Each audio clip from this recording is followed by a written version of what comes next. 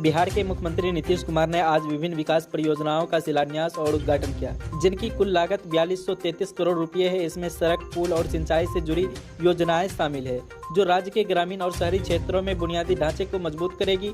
इसके अलावा किसानों के खाते में 113 करोड़ रुपए की सहायता राशि हस्तांतरित की गई, जिससे कृषि क्षेत्र को गति मिलेगी। विपक्ष ने इसे चुनावी स्टंट बताया, लेकिन सरकार का दावा है कि यह सतत विकास की दिशा में महत्वपूर्ण कदम है। पटना और आसपास के जिले में यह परियोजनाएं विशेष रूप से प्रभावित करेगी।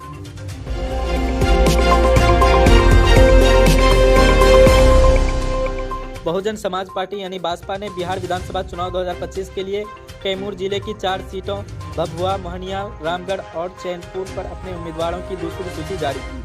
पार्टी का उद्देश्य दलित और पिछड़े वर्गों को मजबूत प्रतिनिधित्व देना है, जो क्षेत्र की राजनीति में जातिगत समीकरणों को प्रभावित कर सकता है। कैमूर के स्थानीय नेताओं ने इसे स्वागत योग्य बताया, लेकिन सत्ताधारी गठबंधन ने इसे वोट बैंक की राजनीति करार दिया। यह घोषणा विकास मुद्दों पर बहस को तेज कर रही है, जहां भाजपा ने स्थानीय रोजगार और शिक्षा पर जोर दिया।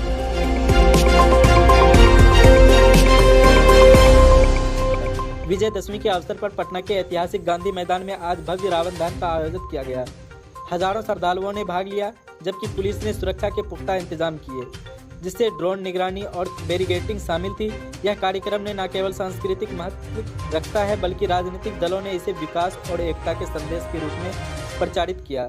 पटना जिले के अलावा आसपास के क्षेत्रों में से लोग जुटे और स्थानीय प्रशासन ने ट्रैफिक प्रबंधन पर विशेष ध्यान दिया। विपक्ष ने इसे शांति का प्रतीक बताते हुए सांप्रदायिक सद्भाव पर जोर दिया।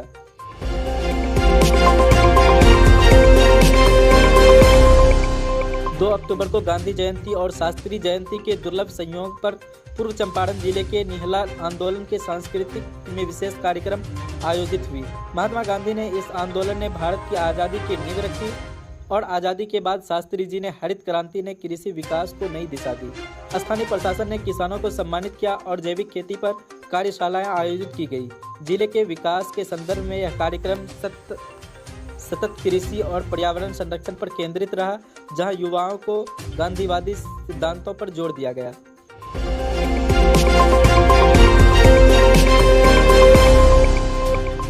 बिहार के विशेष गहन पुनरीक्षण यानी SIR के बाद जिले में वोटरों की संख्या में कमी दर्ज की गई है, जिसमें सीमांचल क्षेत्र सबसे प्रभावित है। पटना जैसे घनी आबादी वाले जिले में भी कमी हुई, जबकि अगस्त के ड्राफ्ट रोल से कुछ वृद्धि हुई। विपक्ष इसे चुनावी हेरफेर बताया, जबकि निर्वाचन आयोग ने इसे साफ सुथरा अभियान कहा।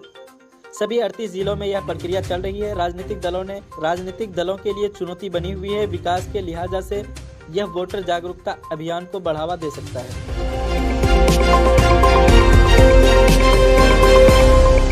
बिहार चुनाव से पहले बीजेपी के अवैध घुसपैठियों को मद्देनजर पर गठबंधन पर तीखा प्रहार किया। प्रधानमंत्री नरेंद्र मोदी के बयान के बाद दिल्ली और झारखंड के बाद बिहार में यह राजनीति अपनाई जा रही है, जो सीमावर्ती जिले जैसे पूर्णिया और किशनगंज में प्रभावित कर सकती है। पार्टी का दावा है कि इससे सुरक्षा और विकास प्रभावित हो रहा है। गठबंधन ने इसे सांप्रदायिक राजनीतिक करार दिया।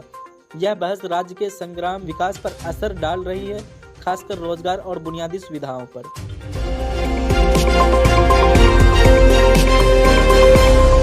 बिहार सरकार ने गंगा नदी के किनारे हाइब्रिड एन्युटी मॉडल पर 3 सड़क परियोजनाओं का विकास शुरू करने के ऐलान किया। इनकी अनुमानित लागत 17,000 करोड़ रुपए है।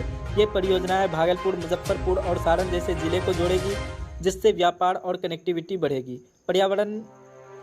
पर्यावरण विशेषज्ञों ने सतत विकास का सुझाव दिया, जबकि उद्योगपति ने इसे आर्थिक वृद्धि का माध्यम बताया।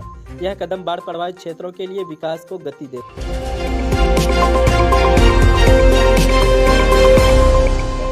विशेष गहन पुनरीक्षण यानी SIR में मगध प्रमंडल के सबसे ज्यादा वोटर जोड़े गए, जबकि सीमांचल में 65 लाख नाम काटे गए। विपक्ष ने इसे जल्दबाजी वाला कदम बताया, जो चुनावी माहौल को गर्म कर रहा है। गया, औरंगाबाद जैसे मगध जिलों में वृद्धि से स्थानीय राजनीति प्रभावित हो सकती है। निर्वाचन आयोग ने पारदर्शिता का दावा किया। यह प्रक्रिया सभी जिलों में विकास परियोजनाओं पर भी असर डालेगी, क्योंकि वोटर अधिकार मजबूत होगा।